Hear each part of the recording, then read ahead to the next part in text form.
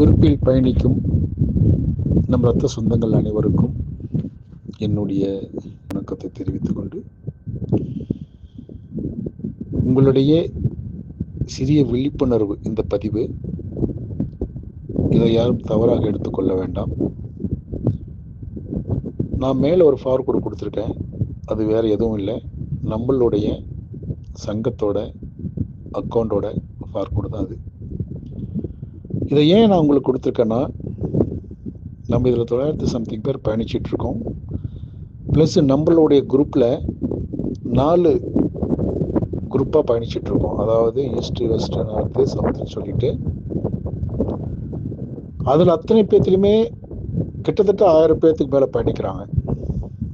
அது மட்டும் இல்லை, நம்மளுடைய சங்கத்து மூலியமாக நிறைய பேர் அந்தந்த சங்கத்திலேருந்து பயணிச்சுட்டு தான் இருக்காங்க. எல்லாத்தோட பர்ஃபார்மன்ஸும் பார்த்துக்கிட்டு தான் இருக்கீங்க நீங்கள் எல்லோருமே. இதில் என்ன ஒரு சின்ன ஒரு வருத்தம்னா, நிறைய பேர் இன்னும் நம்மளுடைய சந்தா கட்டாமல் இருக்கீங்க. உங்களுக்கு தெரிஞ்சிருக்கணும், ஒரு சங்கத்தில் நம்ம பயணிக்கிறதுக்கு முதல் நம்மளுடைய நுழைவு கட்டணம். நான் உங்களுடைய சங்கத்தோடு நான் இணைஞ்சிக்கிறேன் அப்படிங்கிறதுக்கு முதல் படி. இரண்டாவது, நான் உங்கள் சங்கத்தோட இணைஞ்சே தான் இருக்கேன், விட்டு போகலை அப்படிங்கிறதுக்கு வருடாந்திர சந்தா அப்படின்னு சொல்லிட்டு மாதம் ஒரு அமௌண்ட்டு நம்மளுக்குள்ள அதை ஃபிக்ஸ் பண்ணிகிட்ருக்கோம். இது வரைக்கும் மாதம் 100 ரூபாங்கிற விதமாக 1200 ரூபாய் வருஷத்துக்கு, நுழைவு கட்டணம் 1000 ரூபாய் அப்படின்னு சொல்லி நம்ம வசூலிச்சிட்ருக்கோம். இது வரைக்கும் அதில் எத்தனை பேர் நம்ம சேர்ந்துருக்கோங்கிறது நம்மளுக்கே தெரியும் இல்லையா? இப்போ ஒரு சின்ன ஒரு விசேஷங்கள் என்னது, ஒரு நல்ல காரியங்கள் கெட்ட காரியங்கள் அப்படிங்கும்போது நம்மளுடைய இந்த குழுவில் இருந்து தான் நாம் எந்த ஒரு செய்ய போகிறோம், நல்லதோ கெட்டதோ இதுலேருந்து தான் செய்ய போகிறோம். அப்படிங்கும்போது உதாரணத்துக்கு நானே ஒரு ஃபங்க்ஷனுக்கு போகிறேன், ஒரு முன்னாள் ஸ்வயன்ஷோ யாரோ ஒருத்தர் அவங்களுக்கு ஒரு வீட்டில் நல்ல காரியம் நடக்குது அப்படிங்கும்போது நான் குரூப்பில் தெரிவிக்காமல் நான் போகிறது கிடையாது. அப்போ குரூப்பில் நான் தெரிவிக்கும் போது, குரூப்லனா எப்படி லீடர்ஷிப் குரூப் இருக்குது, நம்மளுடைய சர்வீஸ்மேன் எத்தனை பேர் சந்தா கட்டியிருக்காங்களோ அவங்களுடைய குரூப் தனியாக இருக்குது. அதில் நாம் சொல்லும் போது அவங்களுடைய ஒரே ஒரு கொஸ்டின், அவங்க சங்கத்தில் இருக்காங்களா? முன்னாள் இராணுவ வீரர் அப்படிங்கிறது காமன், கண்டிப்பாக அது தனிப்பட்ட ஒருவனா, நான் சரவணன் அப்படிங்கிறனால தனிப்பட்ட ஒருவனா எனக்கு பாசம் அதிகம், அன்பு அதிகம், நேசம் அதிகம், அக்கறை அதிகம், நான் வருவேன். பட் அதில் செய்யக்கூடிய அந்த நல்லது கெட்டதுங்கும் போது நான் சங்கத்துக்கிட்ட கேட்கும்போது அங்கே கேட்குற ஒரே ஒரு கேள்வி, அவங்க சங்கத்தில் இருக்காங்களா? இதை ஏன் அவங்க கேட்கறது தப்பே கிடையாது. காரணம் என்னன்னா, நம்மளுடைய எல்லா விஷயத்திலையும் கலந்து பகிர்ந்து உறவாடி போகிறது தான் நம்மளுடைய இந்த சங்கத்தோட கடமையே. அப்படிங்கும்போது நீங்கள் எந்த இதுக்குமே எங்கள் கூட கலந்துக்காமல் இருக்கும்போது நாங்கள் உங்கள் இதுக்கு கலந்துக்கலாமா அப்படிங்கிறது 2வது கொஸ்டின்.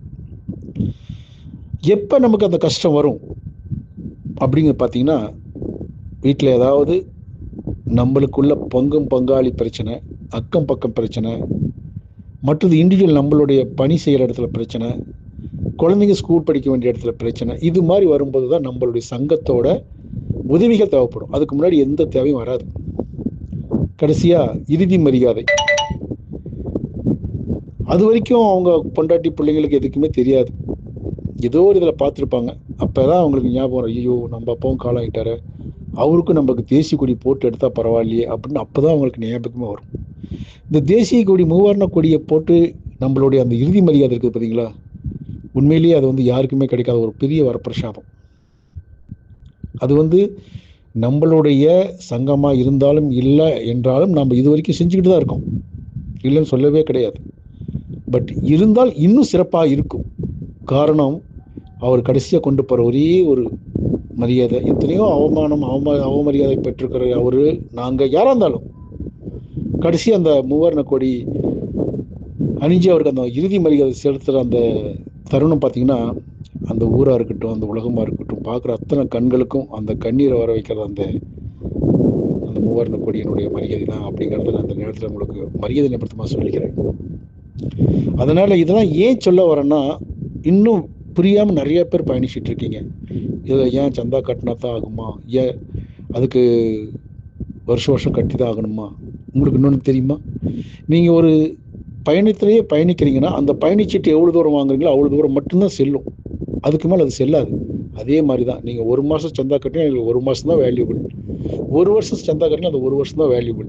அடுத்தது நீங்கள் சந்தா கட்டலை அப்படின்னாவே அந்த சங்கத்தோட பைல என்ன சொல்லுதுன்னா, ஒருவர் 3 மாதம் தொடர்ந்து அந்த இயர்லி, அதாவது மாச சந்தா தினச்சந்தா கட்டலை அப்படின்னா அவர் தன்னைத்தானே நீக்கி கொண்டார் என்றது அதில் ஒரு அர்த்தம். அது நாங்கள் நிற்கணும், நாங்கள் பொதுக்குழு கூட்டி அதை நாங்கள் தீர்மானம் பண்ண, அதெல்லாம் ஒன்றுமே தேவையில்லை. 3 மாதம் கட்டலைன்னா நீங்களே ஆட்டோமேட்டிக்காக உங்களுக்கு விருப்பம் இல்லை விலகிக்கிட்டேன் அப்படிங்கிற மாதிரி அதில் கொண்டு வந்துடுறாங்க பைலாவில். அதனால தான் நான் என்ன சொல்கிறேன்னா, நம்மளுக்கு 100 ரூபாங்கிறது ஒரு பெரிய விஷயம் கிடையாது. ஒரு போக்கில் ஒரு கள்ளப்பொரி வாங்கி சாப்பிட்டா கூட அதுக்கு சரியாக போயிடும். தயவு செஞ்சு உங்களுடைய புதுப்பித்து அதனுடைய நீங்களும் இருக்கும் அந்த உலகத்தில் அப்படிங்கிறத காமிச்சிங்கன்னா, அந்த உலகத்தை விட்டு போகக்கூடிய அந்த காலத்தில் நம்மளுடைய ரத்த சொந்தங்களுடைய ஆத்மா திருப்தியோடு இருக்கிற அந்த கண்ணீரும் நம்மளுக்கு கிடைக்கும். எனக்காக தான் நான் சொல்கிறேன், நான் உங்களுக்கு சொல்கிறேன், தப்பாக நினச்சிக்காதீங்க. இது எல்லாத்துக்கும் சேர்த்து தான் சொல்கிறேன். நம்மளுடைய சொந்த பந்தங்கள் அது ஒரு செய்கிறாங்கன்னா அது அவங்களுடைய கடமைகள். அதே ரத்த சொந்தங்கள் நம்மளுடைய உடன்பிறவா தொப்புள் கொடி உறவுகள் செய்கிறாங்கன்னா அது அதனுடைய மதிப்பே வேறு. புரிஞ்சுக்கோங்க. இதை என்னடா இந்த நேரத்தில் சொல்கிறாரேன்னு சரவணன் நினைக்க வேண்டாம். நிறையா பேர் கேட்குறாங்க, அவங்களுக்கு ஏதாவதுன்னா நம்ம சொல்லும்போது தாசர் வரேன், தாசர் கொடுக்குறேன், தாசர் சென்ட் பண்ணுறேன், 0. அதனால் நீங்களா நீங்களா செயல்படுத்தினா மட்டும்தான் அது செயலாக்கம். நாங்களா புஷ் பண்ணி நாங்களா செயலாக்கம் பண்ணால் அது பேர் வேறு. தயவு செஞ்சு நாட்டுக்காக எவ்வளோ சேவை பண்ணியிருப்போம், குடும்பத்துக்காக எவ்வளோ சேவை பண்ணியிருப்போம், ஏன் நம்ம தொப்புள் கொடி உறவுகளுக்காக கொஞ்ச நாள் சேவை பண்ணலாமே. சரிங்களா? ஓகே. இந்த நான் சொன்னதில் உங்களுக்கு ஏதாவது மனசு சின்ன ஏதாவது வருத்தங்கள் இருந்தால் உங்கள் வீட்டு பிள்ளை நினச்சி என்ன தப்பாக நினைக்காதீங்க. என்னுடைய மனசில் இருந்ததை சொன்னேன். எனக்கு எதிர்காதில் ஒலிக்கிற அந்த ஒலியும் உங்களுக்கு நான் ரிப்ளை கொடுக்குறேன். இப்படிலாம் என் காதில் ஒலிச்சிட்ருக்கு, அதை நாம் தான் சரி பண்ணணும், அதுக்கு காரணம் நாம் தான் அப்படிங்கிறதையும் உங்களுக்கு விழிப்புணர்வாக தான் இந்த பதிவு போடுறேன். நம்மளுடைய ஒவ்வொரு செயல்பாடும் மிக சிறப்பாக இருக்குது ஒவ்வொரு இடத்துலையும். காரணம், எங்கள் ஊர் மோகன் சாருக்கு ஒரு சின்ன மதுரை பக்கத்தில் ஒரு சின்ன ஒரு இஷ்யூனா ஒரு நல்ல காரியம் தான் நடக்கணும். இதை ஏன் இந்த நேரத்தில் சொல்கிறேன்னா, அவர் அவ்வளோ சந்தோஷப்பட்டார். நான் இங்கேருந்து மதுரைக்கு போக முடியாது, இப்போ அவர் மதுரைக்கு போனாலும் அங்கே யாராவது ஒருத்தர் வேணும். அந்த பட்சத்தில் நாம் இங்கேருந்து ஃபோன் பண்ண உடனேயே அங்கே இருந்த ரத்த சொந்தங்கள் 2 பேர், சார் நீங்கள் ஒன்றும் வேண்டாம், நீங்கள் பஸ் ஏறி மட்டும் வாங்க, மீதி எல்லாம் உங்களுக்கு நல்லபடியாக செஞ்சு முடிச்சு உங்களை பஸ் ஏற்றி கூட நாங்கள் கூட இருப்போம் அப்படின்னு சொன்னாங்க. அதுதான் சார் வேணும்.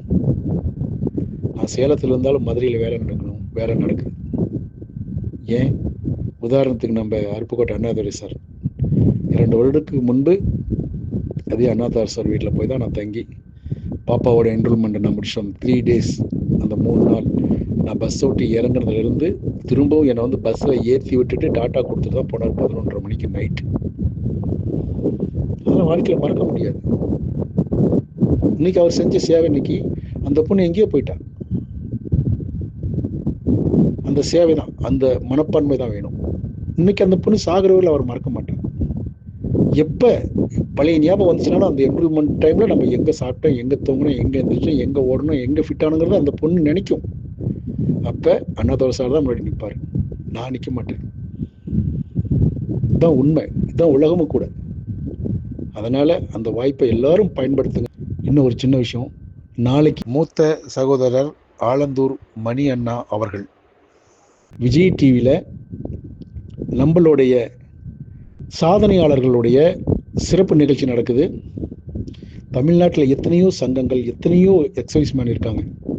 பர்டிகுலராக தமிழ்நாடு முன்னாள் இராணுவ வீரர்கள் மற்றும் வீரமங்கைகள் நல்ல கட்டமைப்பில் இருந்து இது அண்ணாவை 3வது டைமாக கூப்பிட்றாங்க. மேபி 3 or 4 தெரியல, இருக்கலாம். அந்த அளவுக்கு அவருடைய எதிரொலியும் நம்மளுடைய மற்றும் அவருடைய சேர்ந்த செயல்பாடுகளும் இருக்கிறதுனால தானே கூப்பிட்றாங்க. உங்ககிட்டயே ஒரு வேல்யூவேஷன் இல்லை அப்படிங்கும்போது உங்களை யாரும் கூப்பிடவே மாட்டாங்க. உங்ககிட்ட ஒரு தனி சிறப்பு இருக்குதுனால தான் உங்களை தேடி வருவாங்க. அது மளிகை கடையாக இருந்தாலும் சரி, இல்லை மரகதம் வைக்கிற கடையாக இருந்தாலும் சரி, அந்த இடத்துல உங்களுடைய வேல்யூபிள் இருந்தால் மட்டும்தான் கூப்பிடுங்க. அது மாதிரி தமிழ்நாட்டுக்குள்ள பெருமைக்காக சொல்லலை, நம்மளுடைய இந்த சங்கத்தினுடைய செயல்பாடு வைரத்தை விட அண்ணன் சொல்லுவார், முத்துக்கள்னு சொல்லுவார் எங்கள் அண்ணன். நம்ம இருக்கிற எல்லாம் ஒவ்வொரு முத்துக்கள், 1000 பேர் இருந்தால் 1000 முத்துக்கள் டாம்பார்.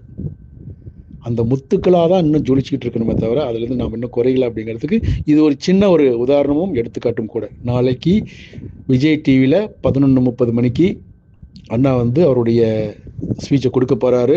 அந்த சாதனையாளர்களை வர்ணித்து கொடுக்க போகிறாரு.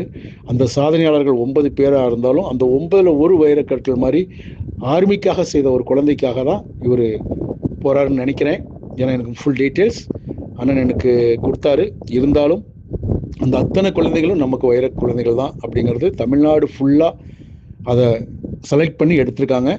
அதை பாராட்டுறதுக்கு ஒரு இராணுவ வீரர் வேணுமே அப்படிங்கிறதுக்காக இத்தனாயிரம் இராணுவர்கள் இருந்தாலும் நம்மளுடைய சங்கத்திலிருந்து அண்ணாவை விழித்ததற்கு அந்த விஜய் டிவிக்கும் விஜய் சார்ந்த டிவியை சார்ந்த அனைத்து நல்ல உள்ளங்களுக்கும் நன்றியை வணக்கத்தையும் நேரத்தில் தெரிவித்துக் கொண்டு நாளை முடிந்த வரையில் நம்மளுடைய கவனத்தை எல்லாம் அந்த விஜய் டிவியில் பக்கம் செலுத்தி அதை கண்டு மகிழ வேண்டும் என்று இந்நேரத்திலும் கூறிக்கொண்டு மனதில் 1000 கவலைகள் இருக்கட்டும், உள்ளங்கள் அழுதாலும் உதடுகள் சிரிக்கட்டும் என்று சொல்லுவார்கள். அதுபோல்தான் நம்மளுடைய இயல்பான வாழ்க்கையும். எத்தனையோ கஷ்டங்கள், எத்தனையோ துன்பங்கள், எவ்வளவோ துயரங்கள் இருந்தாலும் அதையெல்லாம் தாண்டி புன்னகை என்ற ஒரு மனதோடு புன்னகைத்து செயல்பட்டோம், பயணித்தோம் என்றால் வாழ்க்கை என்றென்றும் நிச்சயம் வெற்றியை கொடுக்கும் என்று கூறிக்கொண்டு விடைபெறுகிறேன். நன்றி, வணக்கம், ஜெய்ஹிந்த்.